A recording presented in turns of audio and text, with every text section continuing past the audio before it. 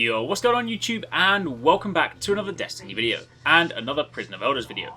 Now in this video, I already have a breakdown on the channel explaining the ins and outs of the Prison of Elders, but in this video I want to kind of chat to you guys slightly more informally, and just let some gameplay run in the background, and just talk about the mode itself. Talk about my feelings for it, talk about, what I think of the mode, and just in general, sort of, a few different things that I may not have covered in the breakdown itself. So, just before I get into the meat of the video, let me just quickly give you a super fast summary on what the Prison of Elders is in the event you haven't seen the breakdown video, which, by the way, you can also find a link to in the description box down below. Prison of Elders is a 3-man endgame arena activity, where you face off against waves of increasingly more difficult enemies. There are 5 rounds in total, the first 3 of which will see you battling waves, whilst also dealing with a new mechanic known as critical objectives, and the last 2 rounds will have you fighting against bosses. Upon completing all of this, you will then be able to attain some endgame loot. This is a combination of both random drops and also some guaranteed loot that comes in the form of an item which you can then exchange at Arekkz, the vendor in the reef, for your respective item, be that armor or gear. So that, in a super quick nutshell, is how it works. Obviously, if you do want a more detailed approach, as I said, the video is in the description down below. But I want to talk more generally about this. So first up, I'm going to start with something that is going to be on everybody's mind. Arenas versus raids. Up until now, everybody has always associated Destiny's endgame content with raiding. And rightly so. It is, for the most part, the only thing you really consider endgame content. Until now. Firstly, let me get it out of the way. The Prison of Elders, or Arenas, whatever you want to call it, it is a really good new addition to Destiny, and I am genuinely glad that Bungie included it. Not too long back, when Bungie announced that the House of Wolves would not be shipping with a raid, but it instead would follow up later in the year, there was quite a considerable divide. I did actually put up a video speaking about this, and I was one of the people that actually said, I'm actually glad that they decided to put the arena in, as opposed to having a raid. Don't get me wrong, I love raiding, I love playing through the raids, I'm always there on day one, and I do really enjoy the team aspect associated with it.